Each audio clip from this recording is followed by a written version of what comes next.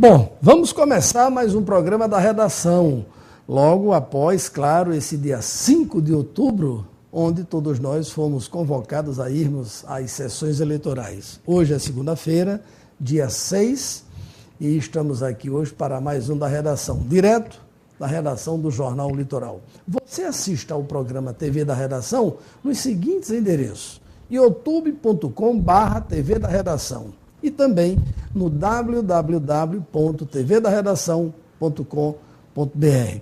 Da redação tem um apoio técnico de Tiago Silva, edição de imagem Edilson de Souza e auxiliar de câmera Edeilton de Souza. Parceria do programa da redação é com a DigiControl Brasil. Tudo em hospedagem e desenvolvimento de sites, além de o streaming para sua rádio web. O telefone é 9121 1739.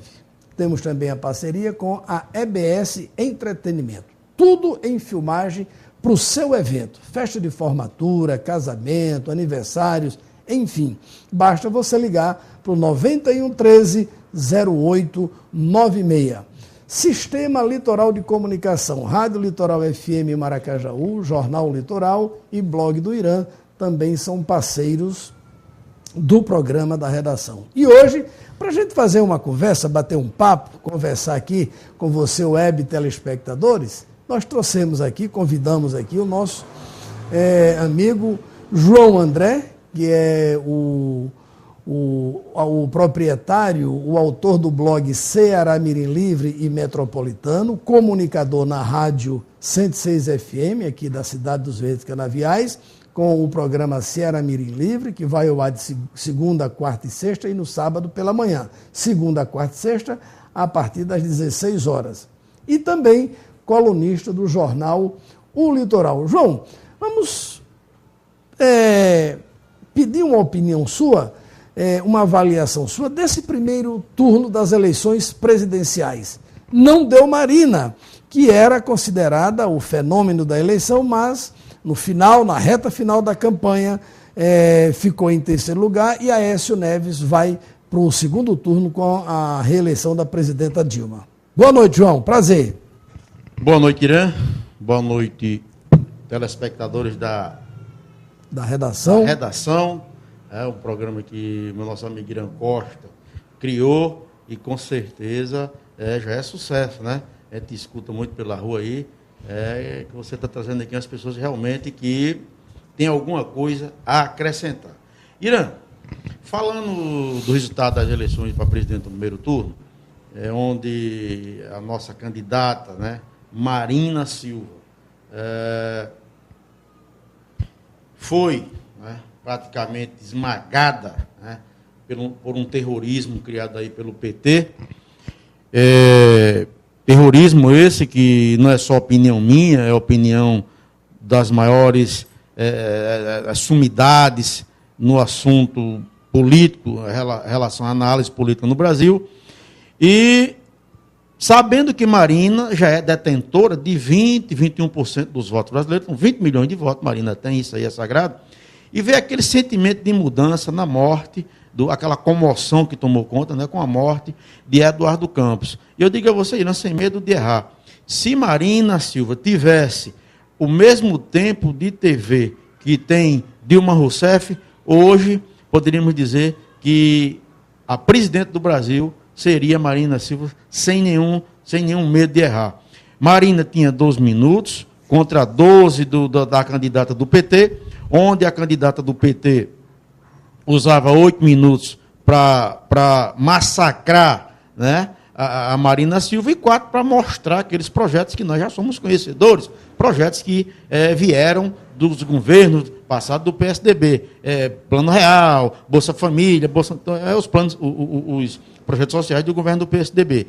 Então, Marina, com 12 minutos, ficou difícil para ela. Ou ela apresentava os projetos, ou se defendia. E ela fez o que eu acho que eu também teria feito, e a maioria dos brasileiros teria feito, mostrar os projetos. Mas o povo do Brasil ainda é daquele sentimento que quanto mais bater, melhor. E está aí Marina, né? E outra coisa, Virã, os votos que Marina perdeu não foram para Não foram para Dilma. Dilma parou ali na casa dos 40 e tal. Foram para Aécio. Então, os votos da oposição somados no Brasil hoje é muito maior do que os votos da situação. Ô, João, um dos fatos e um dos aspectos que tem chamado a atenção dos analistas é exatamente a questão dos números absurdos de abstenções, nulos e brancos. Como é que você vê essa questão? É o descrédito? É a população? É o eleitor não acreditando na classe política, embora que a gente tenhamos visto uma luz no fim do túnel com certas mudanças, João? Irã, esse problema da abstenção, nós estávamos olhando aqui, quase 28 milhões de abstenções no Brasil para presidente da República, não deixa dúvida de que é o descrédito do povo com os maus políticos, que infelizmente, hoje é quem domina, né, a política no Brasil, são os maus políticos. A gente não encontra, tem pessoas de bem e tal, mas são engolidas, né? Elas são pisoteadas, são massacradas pelos rolos compressores que são feitos com os maus políticos, aqueles que se profissionalizam, né? que se eternizam, né? E sabem muito bem como chegar no povo e fazer com que o povo não mude de opinião. Pega pela barriga, principalmente o eleitor nordestino. Ô, João, você acha que esse voto obrigatório, essa questão do eleitor ter que ir votar mesmo contra a sua vontade, eu pelo menos ouvi muita gente, eu vou lá votar e tal. Se o voto fosse, por exemplo, facultativo no país, como é que você analisaria esse quadro? Irã, eu acho o seguinte, que tudo que é obrigado é meio complicado, né? Eu sei que nos Estados Unidos, lá existe punição, né? Diferentemente do Brasil. Nos Estados Unidos, se eu disser que você é ladrão, quem tem que provar que você é ladrão sou eu. Aqui no Brasil, se eu disser que você é ladrão, você é quem tem que mostrar para mim que não é. Então, duas coisas totalmente diferentes. Mas nos Estados Unidos, a eleição ela não é obrigatória. E você vê o índice... O voto não é obrigatório. Perdão, o voto não é obrigatório. E você vê o índice de abstenção é mínimo, porque você vai trabalhar, a urna está aqui no caminho do seu trabalho, você vota. Aí você vota.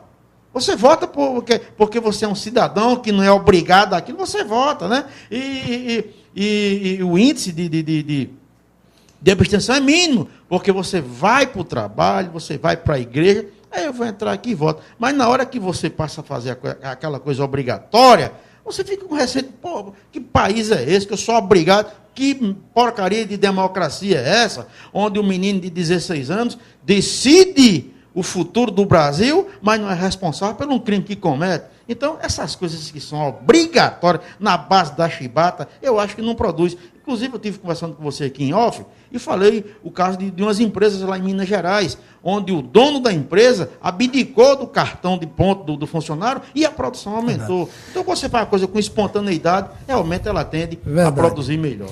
Ô, João, a eleição de presidência da República, pouco a gente assistiu, viu aqui nos palanques locais, os candidatos pedirem voto para a presidência da República.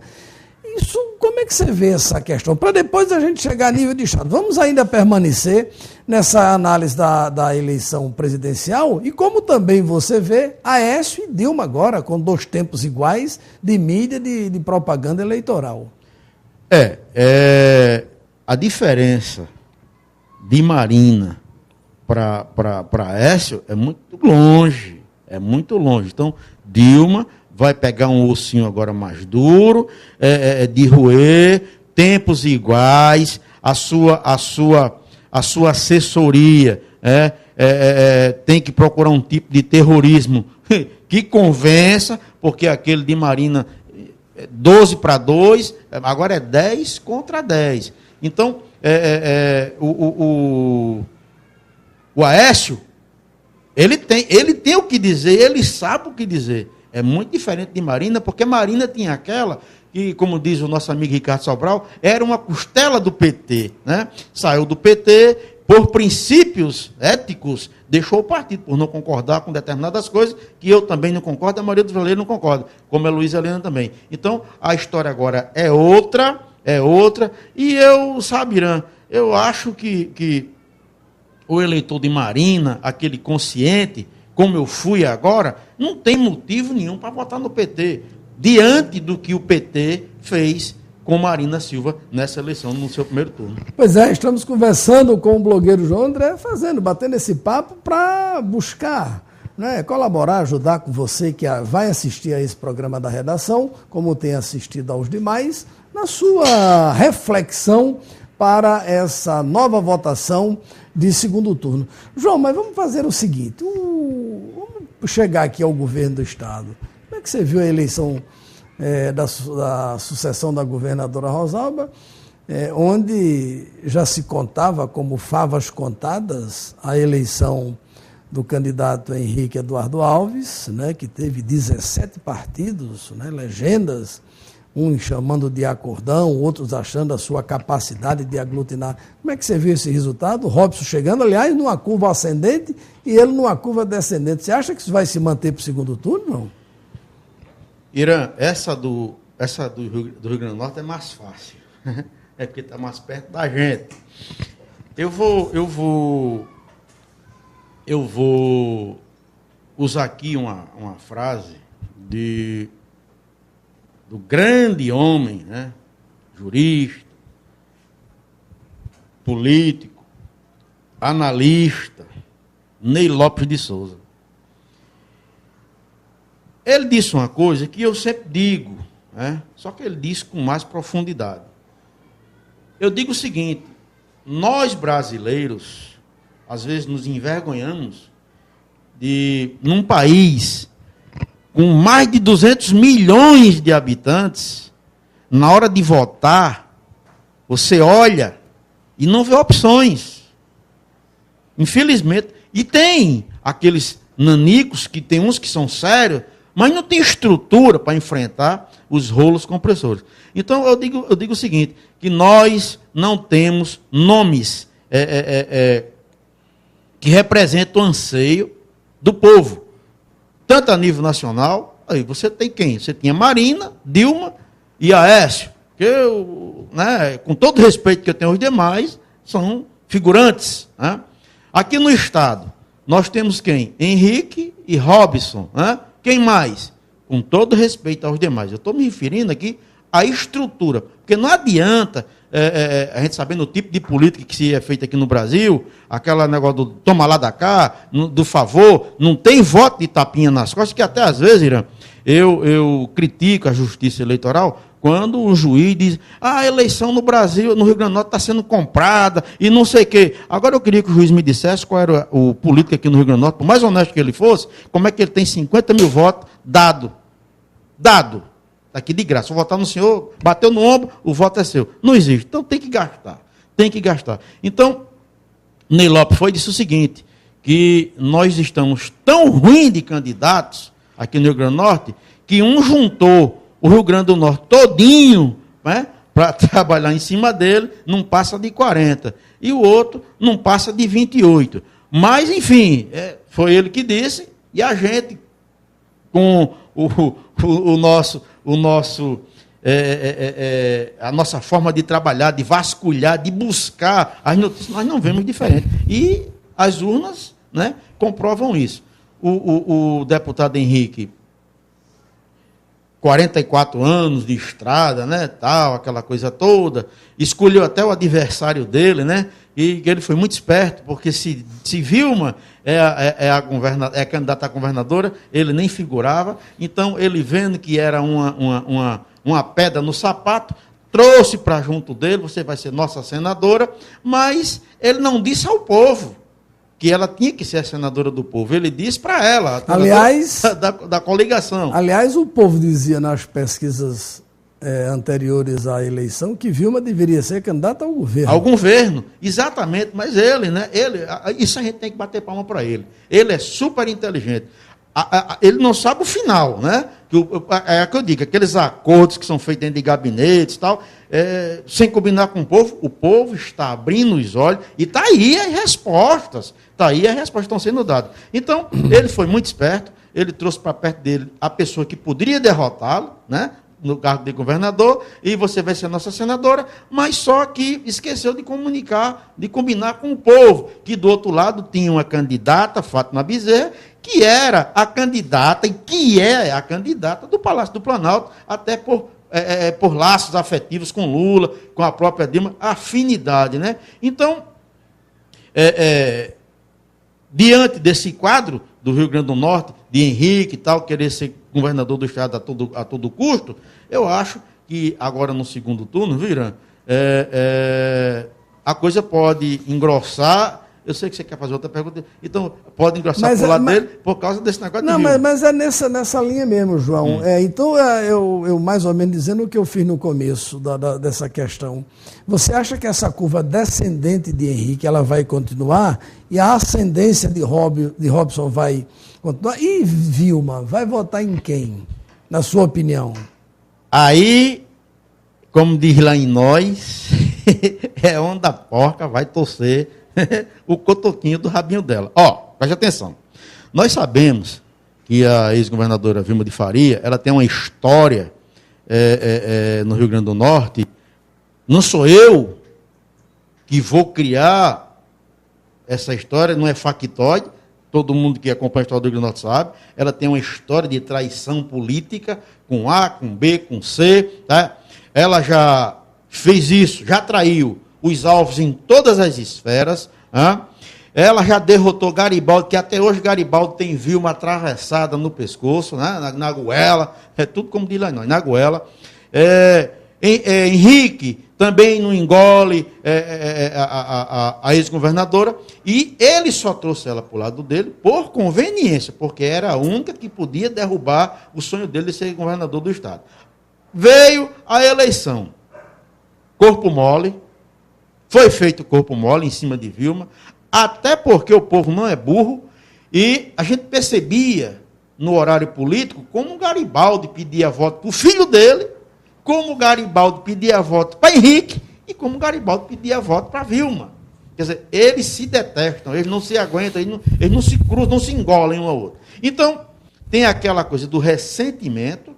Vilma sabe que ela não é burra, as pessoas que trabalharam com Vilma sabem que isso existiu, corpo mole, aí depois vem aquela de Lula pedir voto para Robson e pedir para Fátima, começou ali o jogo sujo em cima de Vilma, e ela disse, eu estou numa canoa furada. Então, tem esse ressentimento de Vilma, que pode beneficiar a Robson.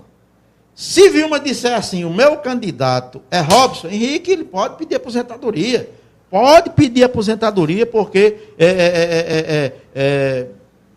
é sagrado isso aí, eleição de Robson Farias. A diferença dos votos de Henrique para Vilma foi muito grande. Então, Vilma pedir voto para Henrique não vai interferir, porque ela teve menos votos que Henrique. Agora, Fátima teve mais votos que Robson. E essa diferença, se vota agora, que é quase 200 mil eleitores, 170 mil, se esse povo atender a Fátima a votar em Robson, é um pai interessante. Irã, eu estou colocando Vilma porque Fátima já faz parte.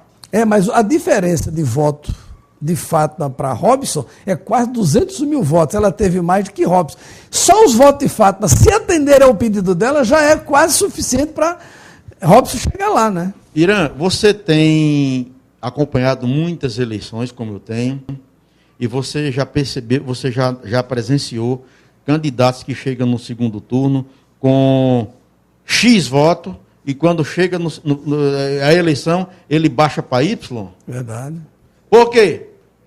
Fátima é uma vencedora, mostrou com essa votação dela, mostrou que é líder, e na hora em que ela sair, disse, estamos com Robson. Não tem a menor dúvida, Irã, que pessoas que votaram com Henrique vota com ela. Outro diferencial nessa campanha, queria que você desse uma opinião para o nosso web telespectador, professor Paulino, que vinha, inclusive, contestando todas as pesquisas de opinião, bateu de frente, entrou na justiça contra as pesquisas de opinião, que, aliás, você tem declarado que é contra a pesquisa eleitoral. Mas professor Paulino, que aparecia com 2,5, com 2, teve 8,74% dos votos. Você não sabe por que foi, não? debate na televisão. Foi quem, além do debate, formaram-se, né, vários movimentos em Natal. Os jovens, os estudantes. Isso, de última hora, né, que era uma coisa que as pesquisas também não esperavam. Né. Eu me lembro que, certa vez, o nosso amigo Manuel Biratã perdeu uma aposta para Raimundo Elias. Raimundo adivinha da cidade de Poço Branco, candidatou-se a vereador em Ceramirim e apostou com o Manuel Biratã. Nem aparecia Raimundo na fita. Nas pesquisas. Quando a Birazuna, Raimundo Elias, eleito, 222 votos, ainda me lembro, a primeira eleição dele. Aí, mas Biratã, você disse, rapaz, o problema é que só de Poço Branco ele trouxe 150 votos, não entrava nas pesquisas aqui, entendeu? Então esse negócio de pesquisa, né, eu não acredito, continuo sem acreditar. Então essa onda do professor Roberto Paulino foi o debate e foi esse movimento dos jovens, né, que em forma de protesto, né, vamos votar no professor, aquela também da água, que ele olhou para Henrique e disse, deputado, se isso aqui fosse óleo de Iperoba, eu oferecia para o senhor. Aquilo ali, muita gente. Vou votar nesse cara, que ele foi o primeiro e o único que teve a coragem de oferecer óleo de Iperoba para Henrique Eduardo Alves. Ô, João, aí nesse caso, né, vamos falar de hipótese, você acha que é muito difícil o professor Paulino declinar o seu voto, mas Irã, o eleitorado dele... Antes de você terminar, hoje eu assisti uma entrevista com ele no jornal Hoje, se eu não me engano, foi o jornal Hoje. Ele disse que não via diferença entre os candidatos. Eram todos iguais. Ele vinha dizendo isso sempre. Se dependesse dele, ele não apoiava nenhum. Mas tem um partido por trás, tem um grupo de pessoas que coordenaram a campanha, iam se reunir, e o que a maioria decidisse, ele acompanhava a maioria. A governadora Rosalba, aqui o senador Zé Agripino, presidente nacional e estadual do DEM, vetou a única governadora do seu partido a disputar a reeleição. O que tu acha que ela vai realmente, ou não vai dizer o voto, vai apenas por debaixo do pano mandar que o povo votasse, como já dizem que ela mandou? Mandou votar em Robson Irã. Mossoró foi um estouro, aí, né? Foi um estouro. E outra coisa, ela vai pedir voto só para Betinho Rosado, segundo. Nada, ela pediu, foi para todo mundo. Porque Irã, eu acho que se tem uma pessoa que está arrependida hoje de não ter aceitado a candidatura Rosalba, chama-se o senador Zé Agripino. Por mais que ele diga que não, mas eu não acredito. Porque diante dos dois candidatos que aí estão, estaria no segundo turno? Rosalba com uns 25%, que o governo tem. Que o governo tem, 25% dos votos, né? Com mais o trabalho dela, ela chegava a 30 de fogo, do jeito que, né? Ia dividir aqui. Ela chegava a 30. Claro, obviamente, essas pessoas que votaram em Henrique, votaram em Robson, ia diminuir. E não tenha você, Irã, a menor sombra de dúvida que ela poderia ser a governadora do estado. Ok, a gente vai para um breve intervalo e voltamos daqui a pouco com mais um bloco do TV da Redação. Voltamos já.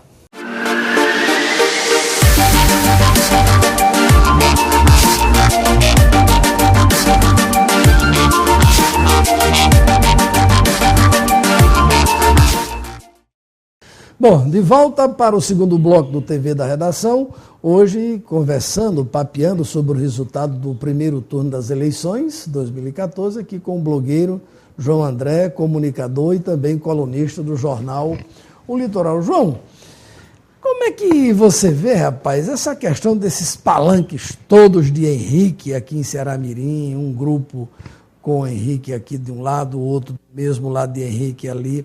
Como é que você vê essa mistura? Você acha que esse grupo poderá estar unido, o prefeito Peixoto, o ex-governador e senador Geraldo Melo, o presidente do PROS, doutor Marcílio Dantas, esse povo poderá estar todo mundo junto e misturar também em 2016, ou você acha que foi só agora? Eu vou dizer uma coisa a você, Kira, que eu já escrevi, já chegou o conhecimento aí das pessoas, em relação a tudo isso. Eu disse, e continuo dizendo, apesar das contestações do nosso amigo Luciano Moraes, mas, na minha opinião, as eleições de Ceará-Mirim, ocorridas ontem, domingo, só teve um nome. Chama-se ex-vereador Júlio César. E explico. Foi formado um grupo grande aqui em Ceará-Mirim, né, a nível de Estado e a nível de Ceará-Mirim. Dividiram-se aqui em vários grupos, né, para que trabalhasse o nome de Henrique Eduardo Alves, o governador aqui em Ceará-Mirim, governador do PMDB, do grupo, né, grande, tal e tal. E quando começou aquela ciumeira de que eu não vou para o palanque porque fulano está lá. Aí fulano está no palanque, então eu não vou porque Cicano chegou. Então foi uma divisão, e essa divisão, Irã, ela não constrói, ela só destrói. E quando uma coisa destrói, ela tem que ir à bancarrota e solidifica o outro lado. Qual é o outro lado? O outro lado que não tem esse grupo, essas facções, né, juntas, é um grupo só, como era o grupo do ex-vereador Júlio César, praticamente sozinho, né, defendendo aí o nome de Robson Faria, e a gente percebeu que no outro lado, que é o lado de Henrique, prefeito, Geraldo Melo, Marcílio e tal, tinha defecções, sim, causado por essa ciumeira, que, no meu ver, estraçalha mais do que constrói. Então, se o povo diz que uma eleição é o retrato da próxima, se a eleição em Ceará-Mirim, ela, nesse contexto, né, dessa equipe que foi formada em cima da candidatura de Eduardo Alves, aconteceram esses problemas, não tem como chegar, Irã, em 2016, forte, solidificada, se já começou as defecções começaram agora. Ô, João, e aí, como é que você vê, então, você acha que isso foi uma resposta da sociedade ceará-mirinense a esse grupo, né, na candidatura de Henrique, esse grupo do prefeito, esse grupo do ex-senador Geraldo e Marcílio, dizendo que não concorda mais, principalmente, com a administração do período? Você acha que já foi uma resposta nessa situação, João? Irã, um nome certo para disputar as eleições 2016 em Ceará-Mirim já tem. Não precisa ser inteligente, é o do ex-vereador Júlio César. O problema, inclusive hoje conversando com o amigo Luciano Moraes, eu usei até um termo, né, meio sacana, desculpem a expressão, mas... Claro. É muito cão para pouco inferno. Ou seja, tem muito santo para entrar no céu. O céu só cabe um, e é o Palácio Antunes. O grupo que foi formado para apoiar Henrique Eduardo Alves aqui em Ceará-Mirim são todos grupos que têm nome. Que têm nome para disputar a eleição. Se só cabe um, alguém vai sobrar. Se Henrique ganhar o governo do Estado, quem Henrique vai apoiar para prefeito de Ceará-Mirim? Qual grupo que Henrique vai apoiar? Vamos por eliminação. O grupo do nosso amigo Marcílio Dantas? Não acredito. O grupo do prefeito? Também não acredito. Pouco provável. Pouco provável. Por quê? Por afinidade. Está aqui junto, mas não era uma coisa que vinha. Foi formado isso agora, por causa de João Maia. Geraldo Melo? Provável. Por quê? Compadre de Aloysio, é do PMDB. Presidente de honra. Presidente de honra, é do PMDB. Então, não precisa ser inteligente para... Então, na hora em que Henrique disser o meu candidato é do grupo de Geraldo, Peixoto vai aceitar? Mas aí, nesse caso, se, por exemplo, o ex-senador Geraldo Melo, e a gente, né, sabe dessa afinidade, ele disser, não, meu candidato, Peixoto, vamos fazer um acordo. Henrique, se Henrique ganhar, desde que ele muda essa curva descendente que vem aí, né, no finalzinho, na reta final do primeiro turno, mas vamos supor que haja essa hipótese da vitória de Henrique, e o ex-senador Geraldo disse o seguinte, não, vamos repetir aqui em 2016, Henrique vai indicar, a gente indica o governo, o prefeito e você indica o vice. E Peixoto topar, sem dizer nome, vamos supor. Aí Peixoto topa a parada. Aí ele, então pronto, meu candidato é Gel e você indica outro nome aí. Como é que você vê essa história aí? É muito interessante o que você está dizendo, mas é o que eu acabei de dizer. Dizem que a eleição de prefeito ou de deputado é o reflexo da próxima, né? Como Irã, Peixoto e Geraldo Mello, eu não duvido nada de política. Eu não duvido de nada de política. Mas como Geraldo e Peixoto podem chegar juntos em 2016, se Peixoto vai para a rádio e diz que, apesar de ter dito, tem uma gravação dele aí, a gente está todo mundo junto, em nome de Henrique, eu, Geraldo, Marcílio, tal. Mas como se no palanque a história é outra. Geraldo, quando estava num programa de uma rádio aí, falando com o Caboclo, ele foi muito claro, ele disse, eu não fui na casa dele, ele também não me perturbou lá na feira. Então, Irã, eu não vejo, conhecendo os dois, como a gente conhece, que vai existir esse encontro em 2016. O que eu acredito é o seguinte, Henrique vai apoiar o candidato de Geraldo, Peixoto vai indicar o dele e brigarem com o Júlio César. Ô, João, um fato curioso e que a coordenação da campanha de Henrique, da facção do prefeito Peixoto, dizia que com a saída dele, do grupo dele, 7 vereadores, todo esquema e tal, que hipotecavam a Fátima Bezerra, a candidatura de Fátima, quando ele saiu, então todo mundo dava como certa a derrota de Fátima, aqui em Ceará-Mirim, porque política não se subtrai, se soma, não se divide e tal. Já outra corrente dizia que foi muito bom, porque Peixoto saindo ia ficar melhor para Fátima ganhar as eleições aqui em Ceará-Mirim. Enfim, como é que você vê essa história depois da chave de roda que o prefeito levou, de ter assumido publicamente, dizendo que votava em Fátima e justificou esse voto a Fátima por ser uma deputada que trabalhou, correspondeu, abriu as portas de seu gabinete em Brasília e com a chave de roda que levou de João Maia, ele mudou de voto para Vilma, achando que revertia também esse quadro. Isso foi um assunto que também foi comentado hoje, né, lá no meu programa, com o vereador Luciano Moraes. Mas eu sempre dizia, eu acho que eu fui o primeiro a dizer no meu programa de rádio que Peixoto não ficava até o final. Inclusive fiz pergunta no meu blog. Peixoto não chegava até o final, por mais que ele quisesse. Inclusive perguntei um dia até quando o prefeito vai suportar essa pressão, que é justificável. O líder político de Peixoto é João Maia. Ele não poderia, de forma alguma, ficar contra. Então foi um blefe que ele usou?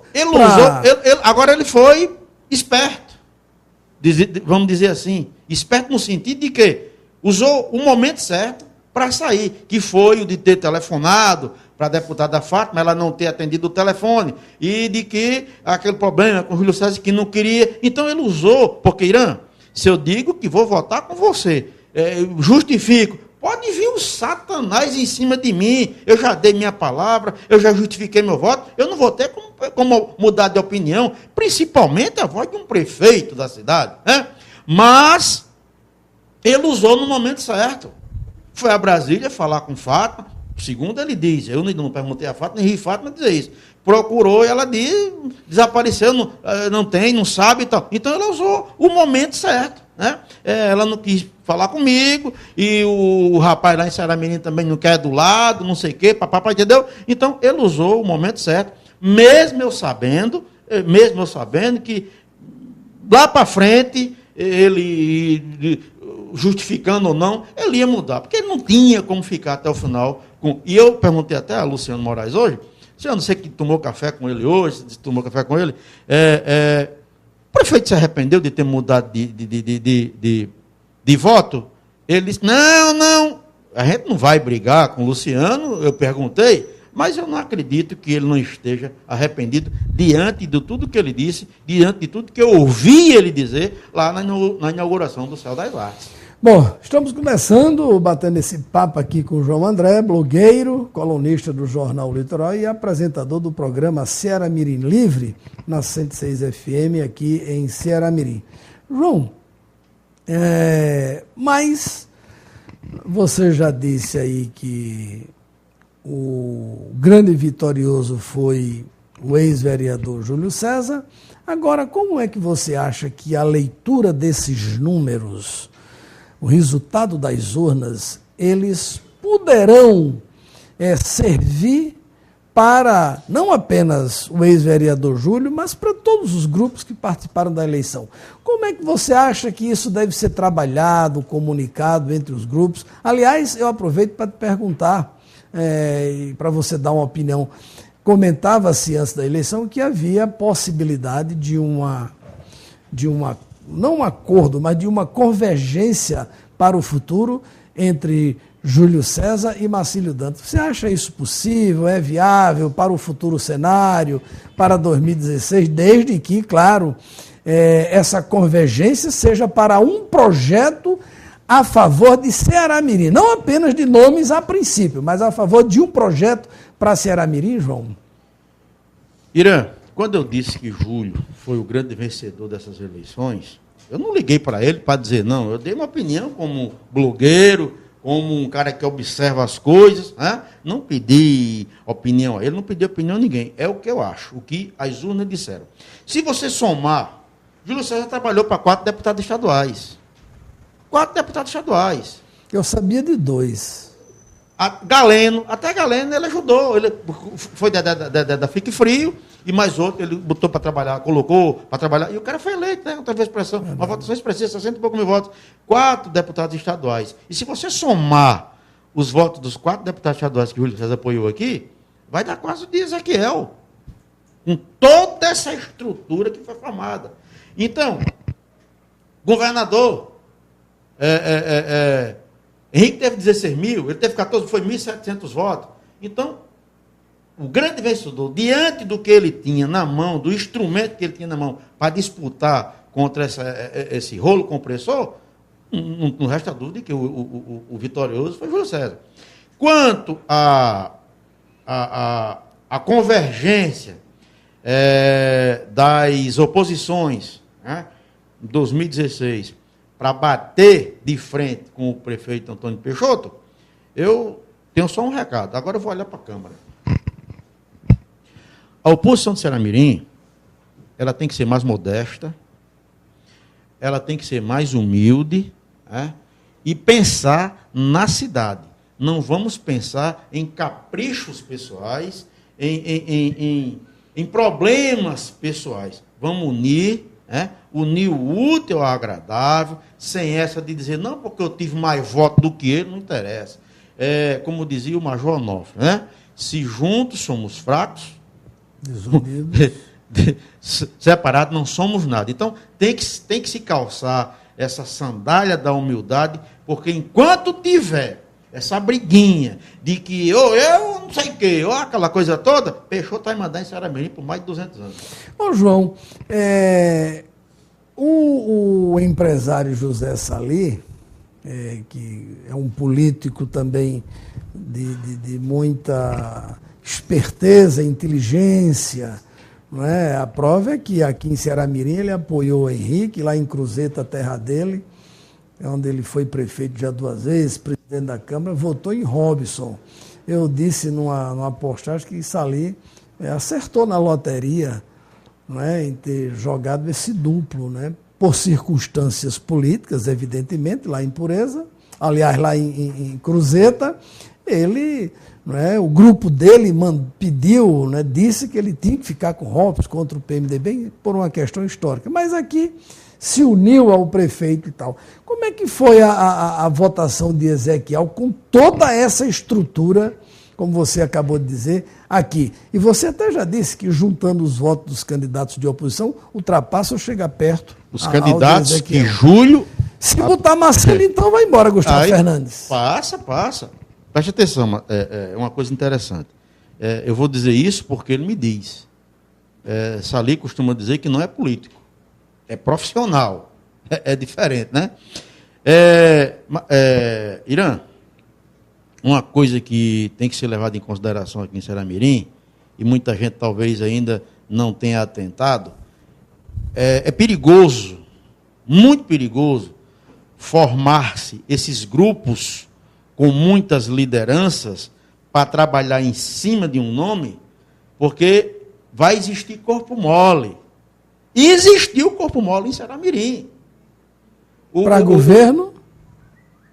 Todas as esferas houveram um corpo mole. Né? Junta-se todas essas lideranças, tal, aí diz, não, vamos, já está lá, fulano tá, vai dar muito voto. Isso é um precedente perigoso, e não sei se você lembra que Ceará-Mirim, há 20, quando Ney Lopes ainda era candidato a deputado federal e tinha uns cabos eleitorais aqui, que trabalhava para, eu sei dessa história, eu não vou citar não, mas conheço muito bem, a fundo, chegava na casa de fulaninho, porque eu tenho 500, ninguém tem voto. Você tem um voto. Né? Você tem 1.000, se você tiver 100 mil conto no bolso, porque você compra. Né? Mas assim, espontâneo, você tem o seu. E talvez em casa uns 2 ou 3, tá? Né? Espremendo. E os caras diziam, não, deputado, eu tenho 300 votos. Aí todo mundo, aí pega dinheiro, lá vai, quando chegava no dia das urnas, os votos não apareciam. Aí eu dizia, eu queria ver esse cara disputando a eleição de vereador. Aí o cara vai e se candidata a vereador. A maior decepção. Eu acho que a presidente da Associação das Quengas tinha mais votos do que ele. Então, sabe essa coisa que eu sempre digo, Ceará-Mirim tem muito líder e pouco eleitor. Então, quando se junta todo esse povo, né, essas lideranças que dizem que tem voto, tal, aí o corpinho mole pode, né? E voltando a Sali, o problema de Sali lá em Cruzeta, que eu converso muito com ele, é que o prefeito atual, né, votou em Henrique. É eleitor de Henrique. E ele, como oposição, já foi diferente aqui. Né? Aqui veio Geraldo, aqui veio todo mundo num palanque só. Quer dizer, num palanque só não, entre aspas. Né? Um num canto, outro no outro. Né? A defecção a gente viu aí. Aí ele, não vou. Eu vou mostrar que o meu candidato lá é forte e tal. Então, o que é que aconteceu? Ele investiu, né, com o grupo dele em Robson, né? E exatamente por isso, porque as pessoas dizem, não, ele ficou contra Henrique lá, porque Henrique derrotou ele, mas não foi derrota, a coisa foi pensada, como ele disse, foi uma coisa de profissional, aquelas coisas que se discute dentro de gabinete, né? Sem a presença do eleitor, né? E deu no que deu. O candidato de Henrique ganhou, e segundo ele, lá uma das maiores decepções do Estado é a Prefeitura de Cruzeta, e isso está fazendo com que, segundo ele, volte a disputar a prefeitura, e o grupo de Sali mostrou lá realmente o poderio de voto, até porque Robson Faria ganhou lá na cidade de Cruzeta. Robson Faria teve 2.571 votos, e o Henrique Eduardo Alves, candidato do prefeito, teve 2.300. Bom, João, e mais uma vez a gente observou que o Grupo Melo, na eleição majoritária, ele não demonstrou mais aquela força, aquela pujança eleitoral, aquele capital eleitoral. O candidato foi Agnello e parece que não teve essa votação tão expressiva. 2.000 e poucos votos. Eu acho que ficou em terceiro, mais ou menos, ou quarto aqui, não é? Foi quarto. Quarto lugar. A gente não pode dizer a oposição unida, porque se fosse a oposição unida já voltado esse foco, esse olhar para 2016, seria, no caso, todo mundo unido, e isso é praticamente uma ilusão a gente pensar nisso. Você vê mais de 3 candidatos disputando a Prefeitura de Ceará-Mirim em 2016? Pode acontecer. Mais de 3? Pode acontecer, aquilo que eu disse aqui a você agora. Se Henrique Eduardo Agnello foi o quarto com 2.202, o terceiro foi Gustavo Fernandes com 2.316, que é o candidato de Maceió.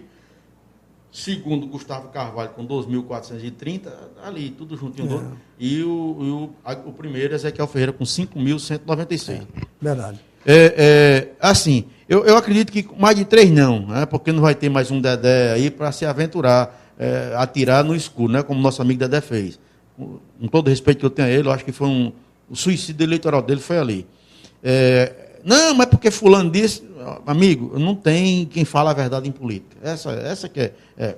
Irã, quando eu digo a você que as pessoas deveriam votar, até tem pessoa até que me repreende, me inflama por causa disso, mas eu sou tranquilo.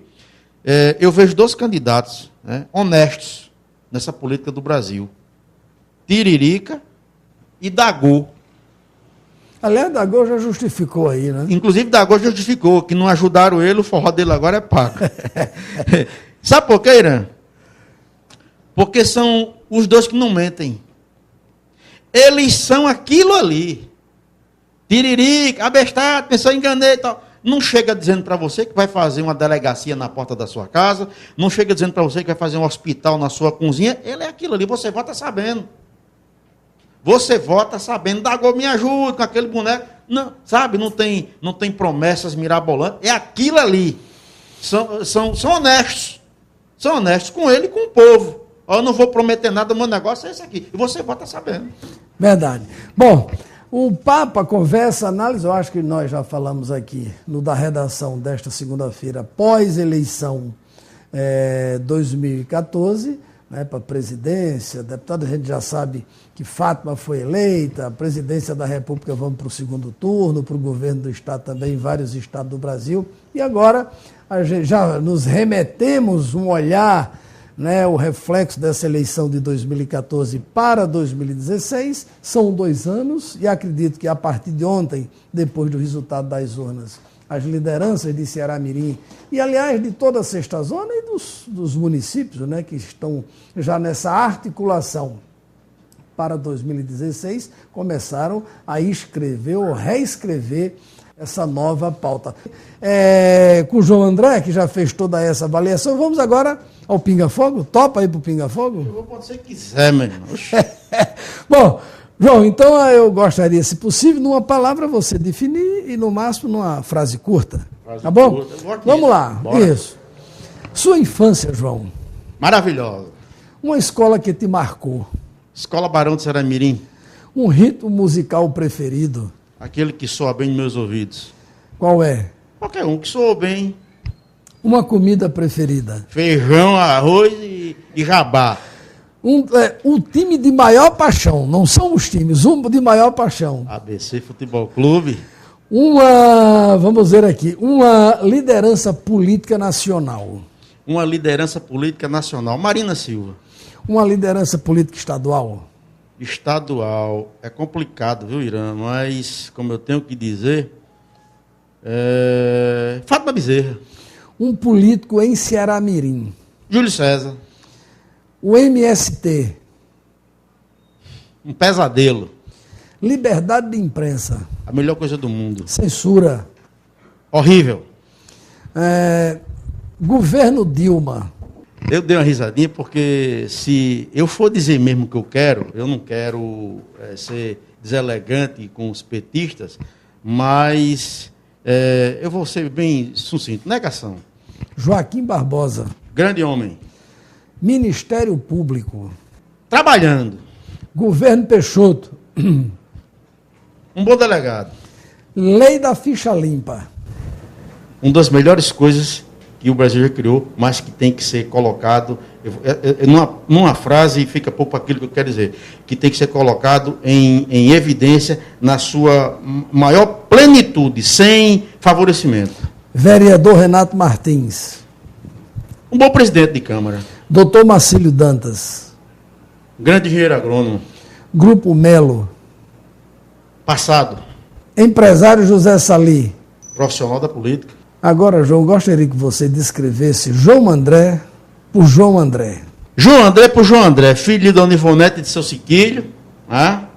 É aquele que diz o que pensa, não tem cabresto, sabendo que muito que diz, às vezes, ofende, mas eu sou assim, eu não sei ser diferente.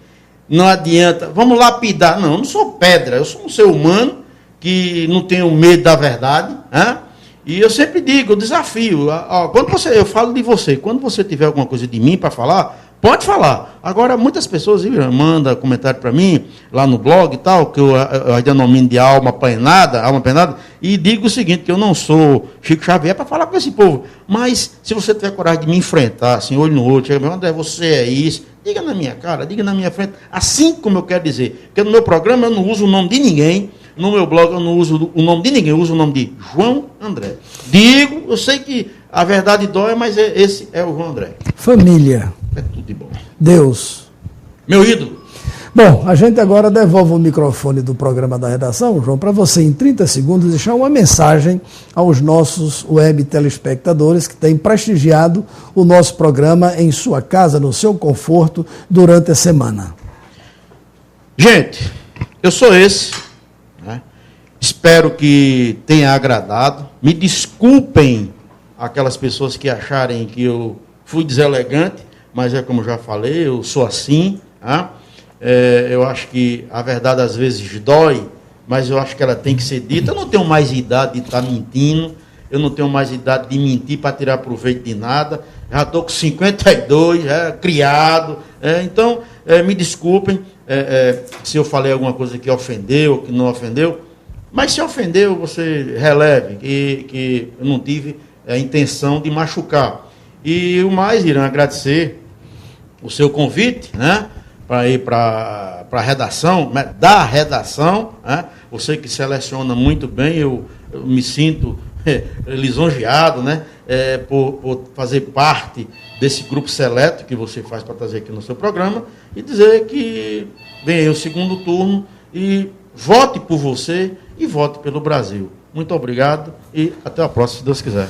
Bom, e assim a gente encerra mais um programa da redação, desta vez analisando esse momento eleitoral de 5 de outubro com o blogueiro, colunista e comunicador João André. A você, o nosso muito obrigado. E vamos agora ao segundo turno das eleições. Você que já exerceu a sua cidadania, está convocado mais uma vez no segundo turno, decidir entre a continuidade do governo petista, da presidenta Dilma Rousseff, ou a volta do PSDB, do governo tucano, com a eleição do senador Aécio Neves. Aqui no Rio Grande do Norte, você vai escolher entre o deputado federal Henrique Eduardo Alves, 44 anos de vida pública, e o vice-governador do estado Robson Faria, 28 anos de vida pública. Tenham todos um excelente segundo turno. Vamos ter mais um da redação antes, evidentemente, e vamos voltar a conversar sobre tudo isso. Muito obrigado, boa noite, e a gente volta na próxima segunda-feira.